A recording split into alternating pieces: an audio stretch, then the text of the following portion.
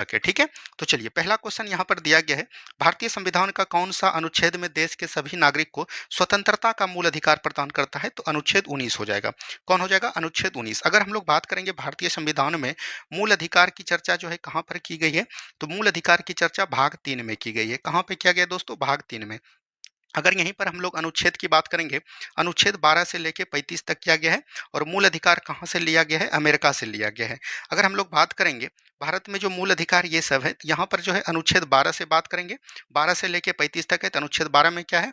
मौलिक अधिकार की राजकीय परिभाषा। 13 में क्या है? अल्पीकरण है। 14 में है विधि के समक्ष समानता। 15 में है धर्म जाति लिंग के आधार पर किसी में भेदभाव नहीं किया जाएगा। 16 में है अवसर की समानता। 17 में है अस्पृश्यता का अंत। 18 में हो जाएगा उपाधियों का अंत। 19 में हो जाएगा अभिव्यक्ति की स्वतंत्रता, जो आपका प्रश्न पूछ रहा था। 20 में है दोष सिद्धि के विरुद्ध संरक्षण। 21 में है प्राण एवं दैहिक स्वतंत्रता। 22 में है गिरफ्तारी के विरुद्ध संरक्षण। 23 में है बेगारी प्रथा एवं बलात्श्रम। 24 में है 14 वर्ष के कम बच्चे को जो है कारखाना में शामिल नहीं करनी है। 25 में है धार्मिक अंतःकरण की स्वतंत्रता। 26 में धार्मिक कार्यों का प्रबंधन। 27 में यहाँ पर हो जाएगा धार्मिक कार्य के लिए अगर आप धन इकट्ठा कर रहे हैं तो उस पर टैक्स नहीं लगेगा। 28 में हो जाएगा कोई भी विद्यालय अगर सरकारी रुपये से चल रहा है तो वहाँ पर धार्मिक शिक्षा नहीं दी जाएगी। 29 में है अल्पसंख्यक वर्गों के हितों का संरक्षण। 30 में आपका हो जाएगा अल्पसंख्यक वर्ग जो है अपना शैक्षिक संस्थान खोल सकता है और वहाँ पर शासन प्रशासन कर सकता है। 31 में संपत्ति का अधिकार था, इसको निरस्त कर दिया। 32 में क्या है? संवैधानिक उपचार। ठीक है, तो इतना अनुच्छेद को एकदम आपको ध्यान देनी है। तो ऑप्शन नंबर बी बिल्कुल यहाँ पर से राइट आंसर हो जाएगा। ठीक है, किसी को कोई परेशानी नहीं। बढ़ेंगे अगले सवाल की तरफ। नेक्स्ट क्वेश्चन है, बिहार में नगर निगम के प्रमुख कितने अंग होते हैं? अगर हम लोग बात करेंगे नगर निगम, किसकी बात करेंगे? नगर निगम, और कहाँ की बात कर रहा है? बिहार की बात कर रहा है। तो बिहार नगर निगम के याद रखनी है 4 जो है प्रमुख अंग होते हैं। तो ऑप्शन नंबर यहाँ से बी बिल्कुल राइट आंसर आपका हो जाएगा। तो कौन कौन होता है? तो याद रखनी है, पहला होता है आपका निगम निगम परिषद। क्या होता है? निगम परिषद होता है। ठीक है, वहीं अगर हम लोग दूसरा की बात करें तो दूसरा आपका क्या हो जाता है? स्थानीय समिति होता है। क्या बोलेंगे? स्थानीय समिति होता है। ठीक है, और तीसरा की बात करेंगे तो तीसरा आपका जो होता है, मतलब बोल सकते हैं कि समिति ही होता है, परामर्शदर्शीय समिति। ठीक है, तो याद रखनी है परामर्शदर्शीय समिति होता है एक, या ये भी चीज़ ध्यान दीजिएगा। उसके बाद अगर हम लोग बात करेंगे चौथा और अंतिम जो आपका होता है, एक होता है नगर आयुक्त। क्या होता है? नगर आयुक्त होता है। और यही सब जो है आपके बिहार पुलिस एग्जाम में डायरेक्ट क्वेश्चन देखने जाएंगे। अगर हम लोग बात करेंगे नगर निगम का अध्यक्ष को हम लोग क्या बोलते हैं? तो महापौर बोलते हैं। क्या बोलते हैं? महापौर बोलते हैं। तो राइट आंसर क्या हो जाएगा? Option number B. ठीक है, चलिए आगे की बात करेंगे, बिहार में छात्राओं का सरकार के विरुद्ध आंदोलन कब शुरू हुआ? अगर हम लोग बात करेंगे बिहार में जो है छात्रों का सरकार के विरुद्ध जो आंदोलन स्टार्ट हुआ है वो कब हुआ है? मार्च 1974 में स्टार्ट हुआ है। तो ये भी चीज़ ध्यान दीजिएगा क्यों स्टार्ट हुआ है। तो याद रखनी है, देश में जो है बेरोजगारी के लिए जो है, बेरोजगारी और बोल सकते हैं भ्रष्टाचार का जो है वो मतलब कि बोल सकते हैं चरमो उत्कर्ष पर चल रहा था। इसीलिए जो छात्राओं ने सरकार के विरुद्ध जो है आंदोलन करना स्टार्ट किया। और छात्राओं ने जो है याद रखनी है अगुवाई में जो है किसको लाया गया था? तो अगुवाई में जो है किसको, किस नेता को सामने लाया था? तो जयप्रकाश नारायण जी को। किसको बोलेंगे? जयप्रकाश नारायण को। ठीक है, तो ये भी चीज को ध्यान दीजिएगा। आगे की बात करेंगे हम लोग, नेक्स्ट क्वेश्चन यहाँ पर दिया गया है। नेक्स्ट क्वेश्चन है, भारत के पूर्व प्रधानमंत्री इंदिरा गांधी ने के निर्वाचन को कब अवैधानिक करार दे दिया गया था? ये कब दे दिया है? तो याद रखनी है 12 जून 1975 को हो जाएगा इसका right answer. Option number C बिल्कुल राइट आंसर हो जाएंगे। अच्छा, इसको जो दिया है किस हाईकोर्ट ने दिया है, ये क्वेश्चन आपको पूछ सकता है। तो याद रखनी है इलाहाबाद उच्च न्यायालय ने। किसने दिया है? इलाहाबाद उच्च न्यायालय के द्वारा दिया गया है। ठीक है, ये भी चीज को एकदम आपको ध्यान देनी है। चलिए आगे की बात करेंगे हम लोग, नेक्स्ट क्वेश्चन है, भारत में आपातकाल किस तारीख को घोषित किया गया था? तो यही जो मतलब इलाहाबाद उच्च हाईकोर्ट ने जो है मतलब दिया था आदेश इंदिरा गांधी को, और इसीलिए जो है इंदिरा गांधी ने सोचा कि सभी लोग ने मिलकर जो है हमारे ऊपर षड्यंत्र कर रहा है, इसीलिए ये जो है याद रखनी है 1975 में जो है मतलब बोल सकते हैं मतलब कि अशांति के आधार पर जो है, मतलब अशांति के आधार पर जो है इन्होंने क्या किया? राष्ट्रीय आपातकाल को लागू कर दिया। तो डेट एकदम याद रखनी है 25 जून 1975। किसी को कोई परेशानी नहीं है, और यही सब क्वेश्चन आपके एग्जाम में डायरेक्ट देखने को मिलेगा। भारत के किस राज्य में हिंदी को राजभाषा बनाने के विरुद्ध आंदोलन चलाया गया? तो भारत के किस राज्य में हिंदी को राजभाषा बनाने का विरुद्ध जो चला है वो तमिलनाडु सरकार ने दुआ किया है। तो ये चीज ध्यान दीजिएगा, सबसे पहला जो आंदोलन चलाया गया था, आंदोलन जो है कब चलाया गया है? याद रखनी है तमिलनाडु सरकार के द्वारा। ठीक है, अगर अब बात करेंगे राजभाषा हिंदी, भारत की राजभाषा हिंदी होगी, इसकी चर्चा कहाँ पर किया गया है? तो ये अनुच्छेद 343 में वर्णन किया गया है। अच्छा, अगर हम लोग बात करेंगे विश्व हिंदी दिवस कब मनाते हैं, ये भी क्वेश्चन बन सकता है। जाता है। विश्व हिंदी दिवस की बात करेंगे तो वो हम लोग मनाते हैं कब? 10 जनवरी को। कब मनाते हैं? 10 जनवरी को। वहीं अगर आपको बात कर देगा भारत में जो है राष्ट्रीय हिंदी दिवस कब मनाया जाता है? तो राष्ट्रीय हिंदी दिवस हो जाएगा आपका 14 सितंबर को, ठीक है? ये दोनों बात को एकदम ध्यान दीजिएगा। चलिए आगे की बात करेंगे। दलित पैंथर्स भारत में किस जिले के दलितों सामाजिक आर्थिक बदलावों को से संबंधित है? तो इसका गठन जो किया गया था, ये याद रखनी है, डॉक्टर भीमराव अंबेडकर जी के द्वारा किया गया था। क्या बोलेंगे? डॉक्टर भीमराव अंबेडकर जी के द्वारा किया गया था। और इसका गठन की बात करेंगे तो 1977 में ही गठन किया गया था। तो ये भी चीज ध्यान दीजिएगा। और ये महाराष्ट्र राज्य में किया गया था। तो ऑप्शन नंबर बी बिल्कुल राइट आंसर हो जाएंगे, ठीक है? चलिए आगे की बात करेगा। भारत में सूचना का अधिकार कब लागू किया गया था?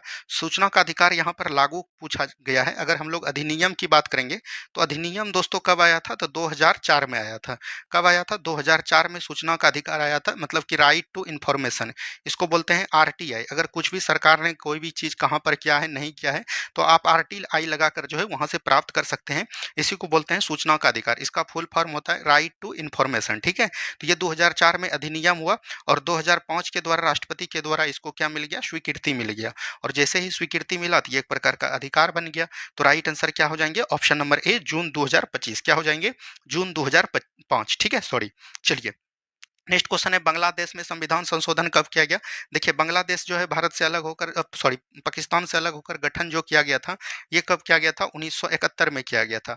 और इसी में जो है याद रखनी है, संविधान संशोधन जो किया गया, तो इसमें जो मान के चलिएगा संविधान संशोधन जो किया गया, तो यहाँ पर जो भारतीय संसद था, क्या था? भारतीय संसद था।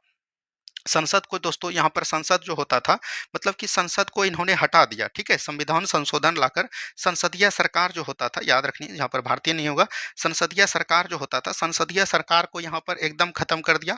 और संसदीय सरकार के मतलब की जगह पर जो लाया गया, वो लाया गया अध्यक्षीय सरकार। क्या बोलेंगे? अध्यक्षीय शासन प्रणाली लाया गया। तो ये भी चीज ध्यान देंगे। और ये जो हुआ था 1975 में हुआ था। संशोधन कब हुआ था? 1975 में। तो ये भी चीज ध्यान दीजिएगा। और वहां पर का जो है उस समय जो है राष्ट्रपति कौन हुआ करता था? याद रखनी है, शेख मुजीबुर्रहमान, ठीक है? ये भी चीज ध्यान दीजिएगा, शेख मुजीबुर्रहमान, ठीक है? ये भी चीज को एकदम आपको याद रखनी है। यहाँ से आपको सवाल पूछा जाता है। और जितना भी मतलब कि बोल सकते हैं राजनीतिक दल था, उस सभी को समाप्त कर दिया था। मात्र एक को रखा गया था, अवामी लीग पार्टी को। किसको? अवामी लीग पार्टी को रखा गया था। ये भी क्वेश्चन आपसे पूछा जा सकता है। चलिए नेक्स्ट क्वेश्चन है, लोकतंत्र का प्राण किसे कहा जाता है? लोकतंत्र का जान मतलब प्राण कहा जाता है मतदाता को, यानी कि बोल सकते हैं जनता को ही कहा जाता है, ठीक है? अगर हम लोग बात करेंगे मतदाता, तो मतदाता दिवस जो है हम लोग कब मनाते हैं? मतदाता दिवस कौन तैयार करता है? चुनाव आयोग करता है। और चुनाव आयोग जो है याद रखनी है, गठन कब होता है? 25 जनवरी 1950 को होता है। कब होता है? 25 जनवरी 1950 को। इसीलिए जो है हम लोग 25 जनवरी को प्रत्येक वर्ष क्या मनाते हैं? 25 जनवरी को हम लोग मनाते हैं, याद रखनी है, मतदाता दिवस। क्या मनाएंगे दोस्तों? मतदाता दिवस के रूप में मनाते हैं, ठीक है? ये चीज ध्यान दीजिएगा। ऑप्शन नंबर सी हो जाएगा। पहले मतदाता वर्ष की आयु था 21 वर्ष, लेकिन एक संशोधन होता है 61वां संविधान संशोधन 1989 में, और इसका उम्र घटाकर कितना कर देता है? 18 वर्ष कर देता है। तो ये भी बात को ध्यान देनी है। चलिए द्वितीय विश्व युद्ध का प्रमुख कारण क्या था? देखिए द्वितीय विश्व युद्ध का प्रमुख कारण था, याद रखनी है, जर्मनी ने जो है पोलैंड पर आक्रमण कर दिया था। क्या बोलेंगे? जर्मनी ने जो है पोलैंड पर आक्रमण कर दिया था। तो right answer option number A हो जाएंगे। और द्वितीय विश्व युद्ध का कार्यकाल पूछा जाएगा 1939 से 45। आपके जो है सिलेबस में जो है यही सब दिया गया है, इसीलिए यही सब आपको यहाँ पर तैयारी करवाया जा रहा है, ठीक है? चलिए आगे की बात करेंगे। नेक्स्ट क्वेश्चन, विश्व व्यापी आर्थिक मंदी किस काल में आया था? देखिए अगर हम लोग बात करेंगे, प्रथम विश्व युद्ध जो हुआ था दोस्तों, प्रथम विश्व युद्ध के बाद जो है याद रखनी है वर्साई की संधि होती है। और वर्साई की संधि जो होता है, याद रखनी है, उसी के बाद बोल सकते हैं कि आर्थिक मंदी आया था। और ये 1929 से 30 आप लेके चल सकते हैं। तो ऑप्शन नंबर यहाँ से ए बिल्कुल राइट आंसर आपका हो जाएगा, ठीक है? किसी को कोई परेशानी नहीं। चलिए बढ़ेंगे अगले प्रश्न की तरफ। नेक्स्ट क्वेश्चन, यूरोप में नाजीवाद और फासीवाद का उदय कब हुआ? तो यूरोप में अगर हम लोग बात करेंगे, नाजीवाद और फासीवाद का जो उदय हुआ, ये कब हुआ था? तो प्रथम विश्व युद्ध के बाद हुआ था। तो ऑप्शन नंबर सी बिल्कुल राइट आंसर हो जाएंगे। ये भी चीज को एकदम ध्यान दीजिएगा।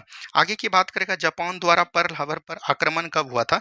तो जापान द्वारा जो है पर्ल हार्बर कहाँ पर पड़ता है? अमेरिका में पड़ता है। और यहाँ पर जो आक्रमण किया गया था, ये कब किया गया था? ये क्वेश्चन पूछा गया है। तो ये 7 दिसंबर 1941 को किया गया था। कब किया गया था? 7 दिसंबर 1941 को किया गया था और एक बोल सकते हैं अमेरिका जो है नौसैनिक अड्डा था। क्या बोलेंगे? नौसैनिक अड्डा था, ठीक है? चलिए आगे की बात करेंगे। नेक्स्ट क्वेश्चन, द्वितीय विश्व युद्ध के दौरान हिरोशिमा और नागासाकी पर बम किसने गिराया था? तो ये जो है किसने गिराया था? अमेरिका ने गिराया था। तो ऑप्शन नंबर सी बिल्कुल राइट आंसर आपका हो जाएगा। क्या हो जाएगा? Option number C. देखिए हिरोशिमा पर जो बम गिराया था नागासाकी पर, तो याद रखनी है पहला जो बम गिराया गया था 6 अगस्त 1945 को गिराया गया था और दूसरा बम जो गिराया गया था 9 अगस्त 1945 को, ठीक है? ये नागासाकी पर और ये हिरोशिमा पर। इसका जो नाम था याद रखनी है, क्या हो जाएगा? फेटमैन था।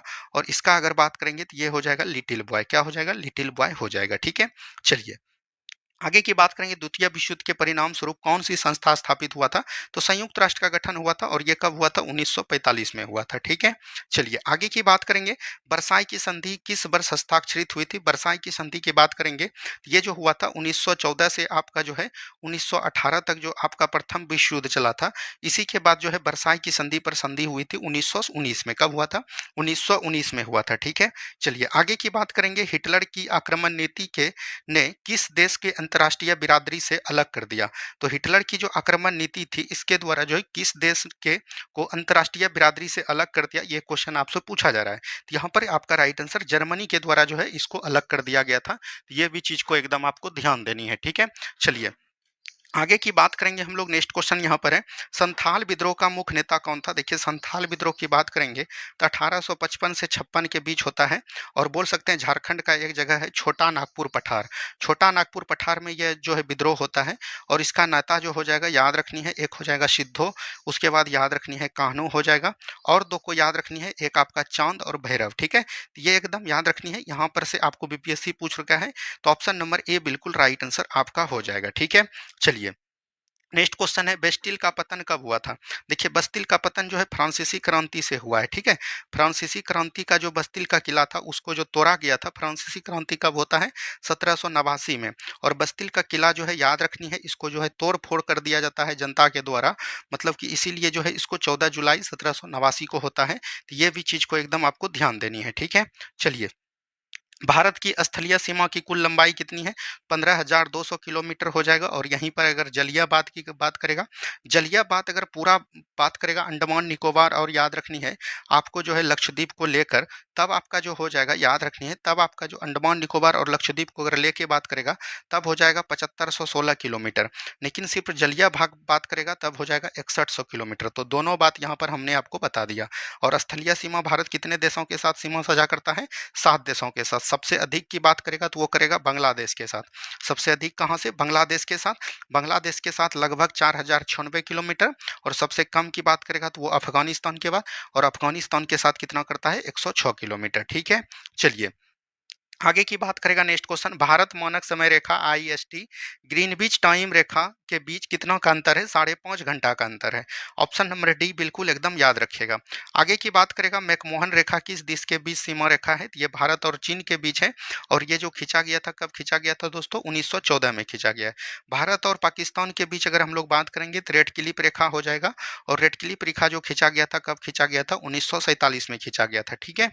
ये भी चीज ध्यान देनी है। आगे की बात करेगा। नेक्स्ट क्वेश्चन, खादर और बंगर निम्नलिखित में से किस मृदा का प्रकार है? ये जलोढ़ मृदा का हो जाएगा। जलोढ़ मृदा जो पूरे भूभाग पर याद रखनी है, भारत के 43% भूभाग पर जो है जल जलोढ़ मृदा ही पाई जाती है। और जलोढ़ मृदा दो प्रकार का होता है, एक आपका होता है खादर और एक आपका होता है बांगर, ठीक है? बांगर को बोलते हैं याद रखनी है पुरानी जलोढ़ मृदा, और खादर को बोलते हैं नई जलोढ़ मृदा, ठीक है? तो ये भी चीज को ध्यान देनी है।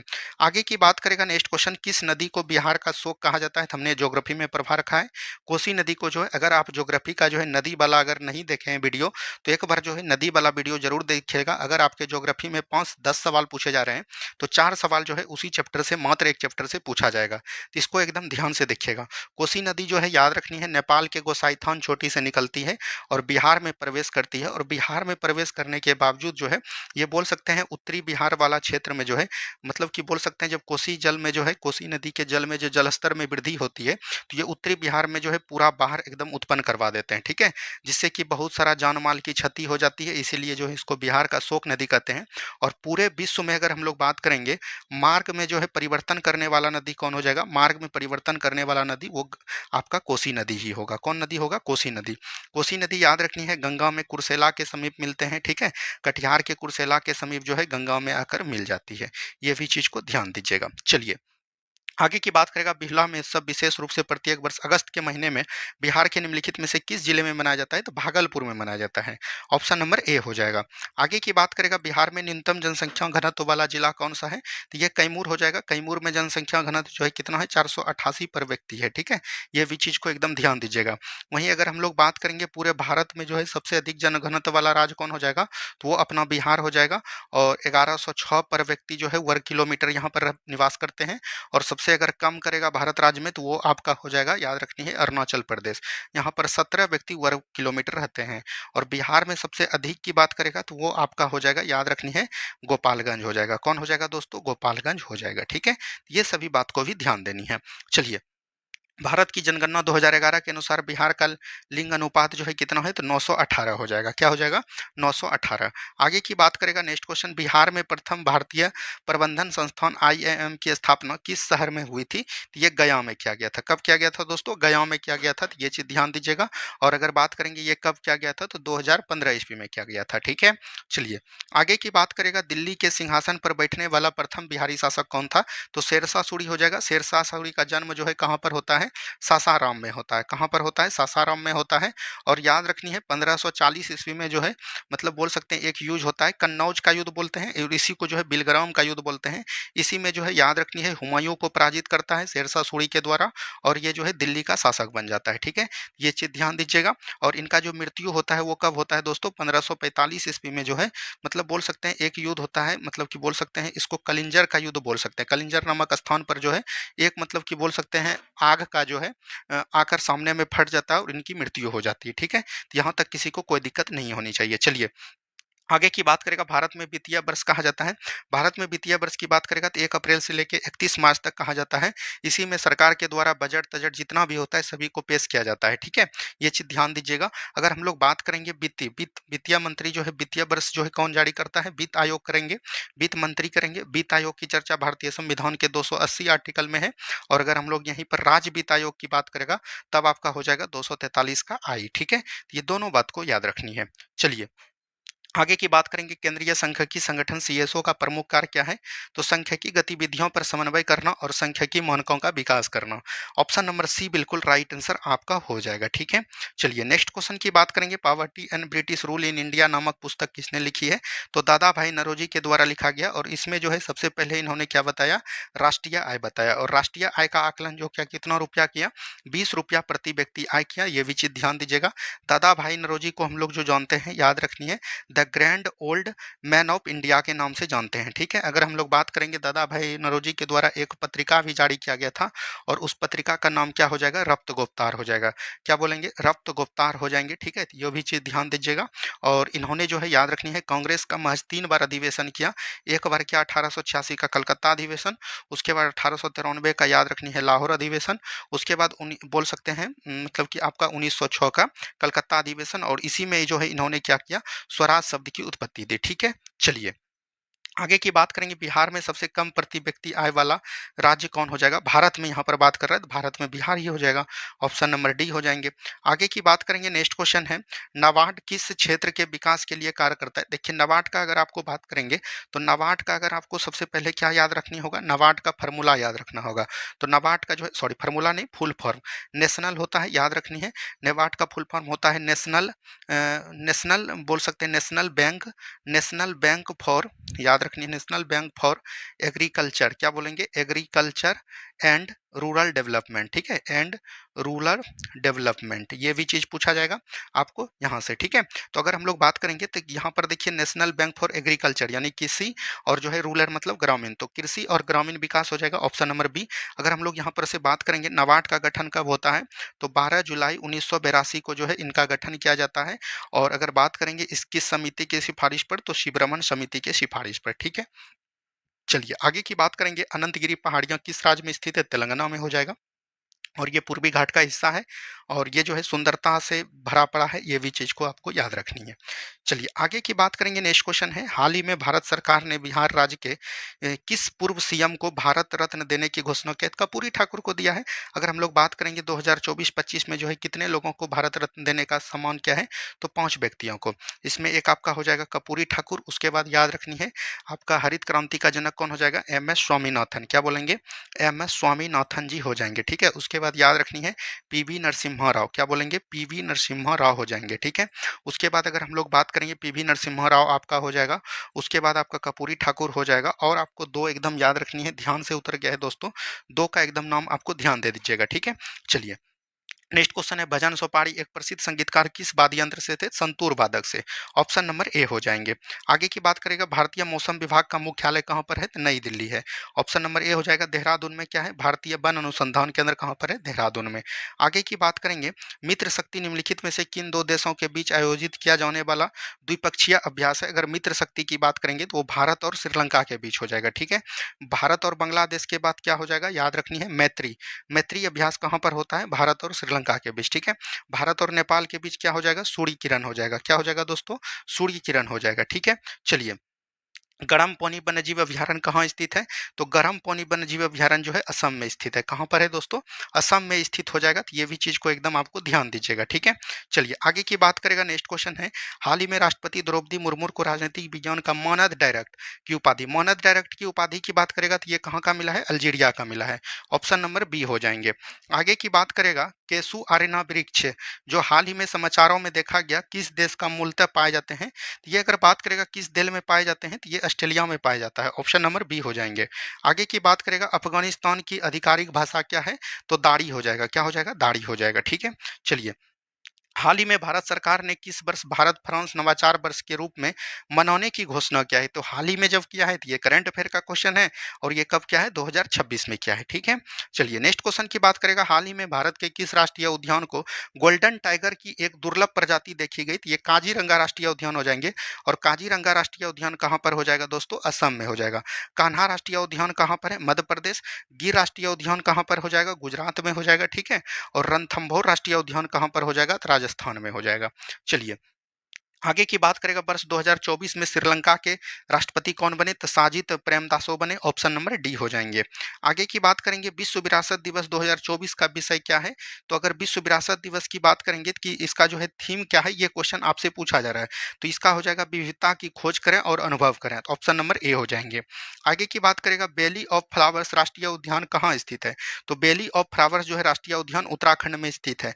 याद रखनी है, हेली नेशनल पार्क जो था उसका सबसे पहला जो है भारत का राष्ट्रीय उद्यान कौन था, हेली नेशनल पार्क, जिसका नाम अभी परिवर्तित करके क्या रखा गया है, रामगंगा नेशनल पार्क, जिसको हम लोग जिम कार्बेट राष्ट्रीय उद्यान के नाम से भी जानते थे। आगे की बात करेगा, नेक्स्ट क्वेश्चन है, होलोगापार जीवन अभ्यारण्य जो हाल ही में खबरों में देखा गया था किस राज्य में स्थित है, ये क्वेश्चन पूछा गया है।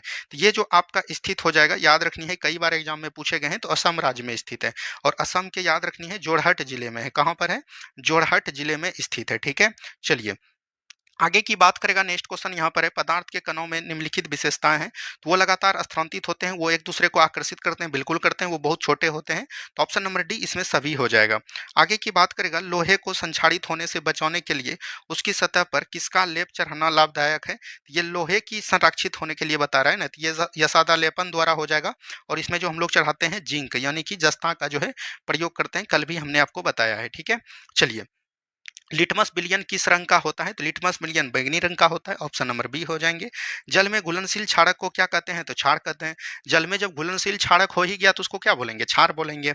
आगे की बात करेगा, नेक्स्ट क्वेश्चन, हाइड्रोक्लोरिक अम्ल HCl और सोडियम हाइड्रोक्साइड के विलयन, जब HCl दोस्तों मिलेगा और याद रखनी है NaOH मिलेगा, तो किसका निर्माण होगा, तो याद रखनी है, अगर हम लोग बात करेंगे यहाँ पर जो है निर्माण पूछा जा रहा है, ये होगा सोडियम क्लोराइड का, क्या बोलेंगे, NaCl का जो है प्रयोग होगा। ठीक है, निर्माण होगा। तो ऑप्शन नंबर बी हो जाएंगे। आगे की बात करेगा, जब बेकिंग सोडा को गर्म किया जाता है तो निम्नलिखित में से कौन सा बनता है, जब बेकिंग सोडा को गर्म किया जाएगा तो इसमें जो है सोडियम बाइकार्बोनेट और पानी कार्बन डाइऑक्साइड बनेगा। ऑप्शन नंबर बी हो जाएंगे। ठीक है, चलिए प्लास्टर ऑफ पेरिस किससे बनता है? तो जिप्सम से बनता है।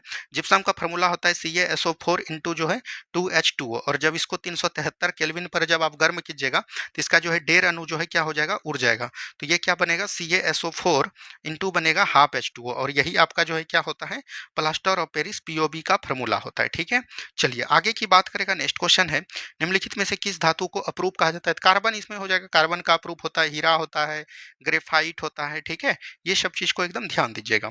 चलिए नेक्स्ट क्वेश्चन की बात करेंगे, एल्युमिनियम की सतह पर मोटी ऑक्साइड परत बनाने की प्रक्रिया को क्या कहा जाता है? तो एल्युमिनियम की सतह पर होगा तो एनोडाइजिंग होगा, तो ऑप्शन नंबर बी हो जाएंगे। आगे की बात करेगा, जब धातुएं जल के साथ अभिक्रिया करती है तो सामान्यतः क्या होती है? तो हाइड्रोजन गैस निकलेगा। जब धातु जल के साथ अभिक्रिया करेगा तो कौन सा गैस निकलेगा? हाइड्रोजन गैस निकलेगा।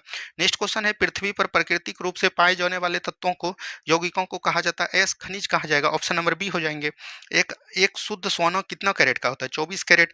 और ये जो आभूषण बनाया जाता है 22 कैरेट का बनाया जाता है, इसमें जो है चांदी और तंबा को मिलाया जाता है। क्या बोलेंगे? 2 कैरेट को चांदी और तंबा को मिलाया जाता है। ठीक है, चलिए प्रकाश संश्लेषण होता है, तो प्रकाश संश्लेषण एक ऑक्सीकरण अपकवन अभिक्रिया है। प्रकाश संश्लेषण जो है याद रखनी है, वो वायुमंडल से क्या प्राप्त करेंगे? Carbon dioxide. जल से क्या प्राप्त, मिट्टी से क्या प्राप्त करेंगे? जल। उसके बाद जो है क्लोरोफिल होगा, उसके द्वारा क्या बनाएंगे? ग्लूकोज बनेंगे, C6H12O6 बनाएंगे। उसके बाद जल को निम्नयुक्त करेंगे और कुछ जो है ऑक्सीजन को करेंगे। ये बैलेंस नहीं किए हैं, तो ये जो है एक प्रकार का ऑक्सीकरण अभिक्रिया है। नेक्स्ट क्वेश्चन की बात करेंगे, मनुष्य में जो है रक्तचाप को मापने के लिए किस उपकरण का, रक्तचाप किस पे मापते हैं? स्फेग्नोमीटर के द्वारा मापा जाता है। ठीक है, आगे की बात करेगा, मानव में प्रमुख उत्सर्जन उत्पाद क्या होता है? तो यूरिया होता है, ऑप्शन नंबर ए हो जाएगा। आगे की बात करेगा, मेरुरज्जु का मुख्य कार्य क्या होता है? देखिए मेरुरज्जु का जो है बोन मेरो जो इसको बोला जाता है, इसका मुख्य कार्य होता है, मान के चलिए कि आपको जो है गर्म चीज कोई छू लिए। ठीक है, गर्म चीज जो आप हाथ से छुए, तो हाथ जो है याद रखनी है, हाथ को दिशा कौन दिया? आपका मस्तिष्क दिया। हाथ का जो है गर्म चीज कहाँ तक पहुंचाया? मस्तिष्क। और मस्तिष्क फिर हाथ को देता है आदेश कि आप जो है पीछे करो। तो ये जो है शरीर के विभिन्न अंगों के बीच संदेश का संचार करता है, ऑप्शन नंबर सी हो जाएगा। ठीक है, आगे की बात करेगा, प्राकृतिक चयन द्वारा प्रजातियों के विकास के सिद्धांत को किसने दिया था? तो ये डार्विन ने दिया था। ठीक है, तो ऑप्शन नंबर ए बिल्कुल राइट आंसर हो जाएंगे। पृथ्वी पर जीवन की उत्पत्ति कब हुई थी? 3.5 बिलियन वर्ष पहले, ऑप्शन नंबर बी हो जाएंगे। आगे की बात करेगा, जीवाश्म किस प्रकार की चट्टानों में पाए जाते हैं? तो ये अपसादी चट्टान में पाए जाते हैं। तो ये भी चीज ध्यान दीजिएगा, जब ज्वालामुखी जो है फटता है तो यहाँ पर से कौन सा चट्टान निकलता है? आग्नेय चट्टान। जब आग्नेय चट्टान में निक्षेपण और बोल सकते हैं कि अपक्षेपण होता है, तब जो है किसका होता है? अपसादी चट्टान। और अपसादी चट्टान जब टूट फूट होता है तब जो है क्या बनता है? रूपांतरित चट्टान बनती है। तो यही अपसादी चट्टान जो है जीवाश्म का एक चट्टान पाए जाते हैं। ठीक है, चलिए निम्नलिखित में से किस घटना के माध्यम से प्रकाश के हमारे रेटिना पर केंद्रित किया जाता है? तो ये अपवर्तन हो जाएगा, ऑप्शन नंबर ए हो जाएंगे। आगे की बात करेगा, समतल दर्पण पर बना प्रतिबिंब सदैव क्या होता है? आभासी और सीधा हो जाएगा, ऑप्शन नंबर बी हो जाएंगे। आगे की बात करेगा, प्रकाश के परावर्तन के नियम किस पर लागू होते हैं? तो ये जो है याद रखनी है, सभी परावर्तक सतहों पर होंगे, चाहे उत्तल हो, अवतल हो, समतल हो, सभी पर होंगे। ठीक है, चलिए नेक्स्ट क्वेश्चन है, गोलीय दर्पण के फोकन स्तर और वक्रता त्रिज्या के बीच क्या हो जाएगा? तो याद रखनी है, आर बराबर क्या होंगे? 2f होगा। ये एफ बराबर क्या होता है? r/2 होता है। तो यहाँ पर से अगर फोकांतर एवं वक्रता त्रिज्या की बात करेगा तो ये क्या हो जाएगा? यहाँ पर एक नंबर फार्मूला ही आपका सेटिस्फाई है। आगे की बात करेगा, वह गोलीय दर्पण जो बाहर की सतह से वक्रित हो वो क्या कहलाएगा? उत्तल दर्पण कराएगा, ऑप्शन नंबर सी हो जाएंगे। चलिए निम्नलिखित में से कौन सा गैस ओजोन परत के लिए हानिकारक है? क्लोरोफ्लोरोकार्बन, CFC हो जाएगा। वैसे हानिकारक तो सभी है, लेकिन सबसे अधिक कौन है? CFC है। ओजोन परत के लिए याद रखनी है, एक प्रोटोकॉल होता है 16 सितंबर 1987 को, और इसको हम लोग जो बोलते हैं याद रखनी है मॉन्ट्रियल प्रोटोकॉल। और मॉन्ट्रियल प्रोटोकॉल कहाँ पर होता है? कनाडा के शहर में के मॉन्ट्रियल में होता है। इसीलिए हम लोग 16 सितंबर को प्रत्येक वर्ष क्या मनाते हैं?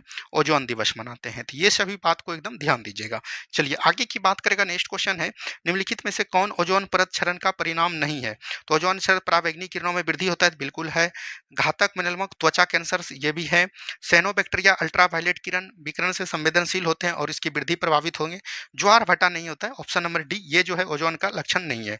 नेक्स्ट क्वेश्चन की बात करेगा, निम्नलिखित में से कौन जैव विविधता के लिए विशिष्ट स्थल का उदाहरण है? ये वन हो जाएगा। ठीक है, जैव विविधता सबसे अधिक कहाँ पर होगा? वन में। जैसे याद रखनी है, केरल का जो है बोल सकते हैं शांत घाटी। धरती पर रहने वाले सभी जीवों में मूल आवश्यकता क्या है? तो जल हो जाएगा, ऑप्शन नंबर ए हो जाएंगे।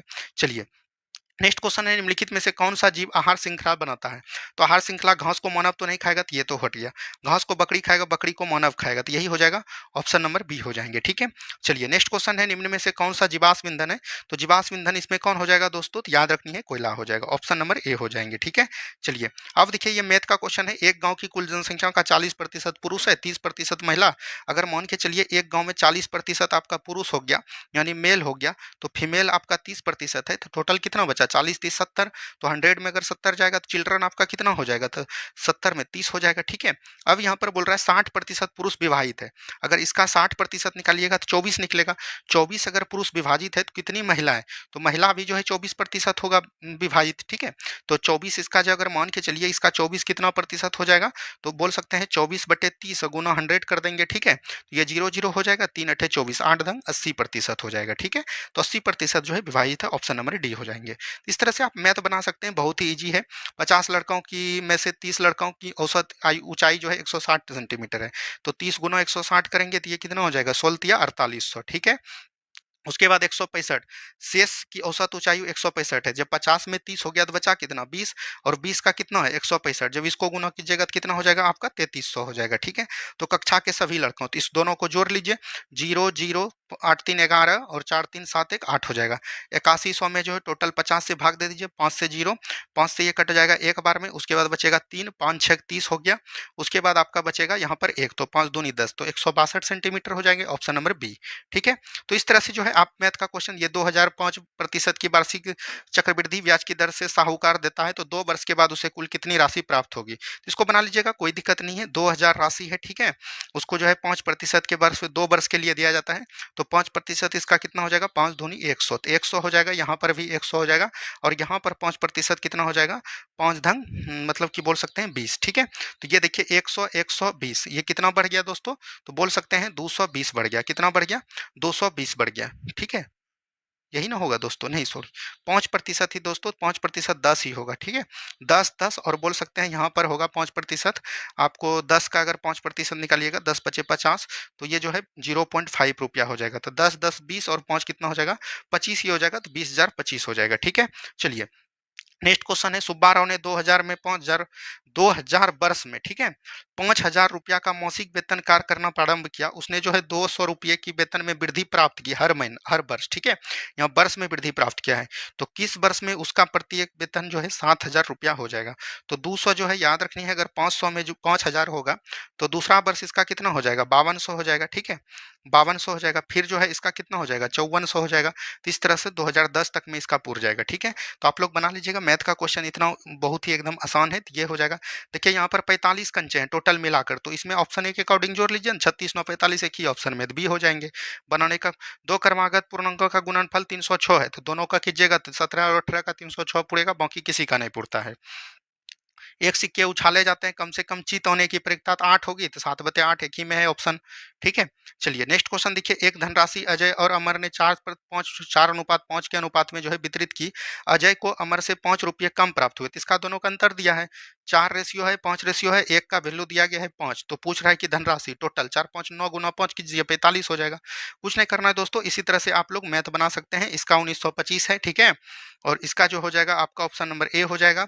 और यहाँ पर देखिए क्या दिया गया है? मध्य प्रदेश, भोपाल और इंडिया। तो इंडिया में आ जाएगा आपका मध्य प्रदेश, और मध्य प्रदेश में आ जाएगा भोपाल, तो ऑप्शन नंबर डी हो जाएंगे। ठीक है, चलिए ये इंग्लिश का सवाल हो जाएगा, तो ऑप्शन नंबर बी हो जाएंगे। यहाँ पर जो है इंग्लिश का सवाल ही है, तो ये डी हो जाएंगे, ऑप्शन नंबर डी। चलिए यहाँ पर भी इंग्लिश का सवाल है, तो ऑप्शन नंबर ए हो जाएंगे, ये भी ऑप्शन नंबर बी हो जाएंगे। देवताओं की लिपि किसे कहा जाता है? तो देवनागरी लिपि को कहा जाता है।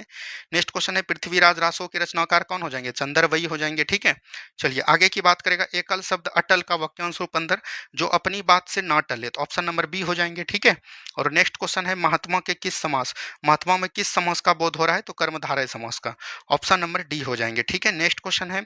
आग लगने पर कुआं खोदना, मतलब कि आपत्ति आई है तब बचाव का प्रयत्न करना, ऑप्शन नंबर सी हो जाएंगे। तो यही दोस्तों 100 क्वेश्चन था। 100 क्वेश्चन क्वेश्चन हमने आपको करवा रखा, ये कैसा लगा? ये प्रैक्टिस सेट डेली हमने चलाए कि नहीं चलाए, ये भी आपको कमेंट करना है। टोटल 15 प्रैक्टिस सेट है, तो ये भी चीज़ आपको ध्यान देनी है, ठीक है? तो मिलते हैं हम लोग नेक्स्ट वीडियो में। जय हिंद। थोड़ा-सा आपका क्लास जो है ऑफ रहेगा, ठीक है? उसके लिए आपको टेंशन नहीं लेना है, लेकिन 27 तारीख से जो है आपका टोटल क्लास अपने समय पर चलेगा, ठीक है? तो आपको कोई भी घबराने की ज़रूरत नहीं है, 27 तारीख से जो है आपका टोटल क्लास चलेगा अपने समय पर। धन्यवाद, मिलते हैं हम लोग नेक्स्ट वीडियो में। जय हिंद, जय भारत।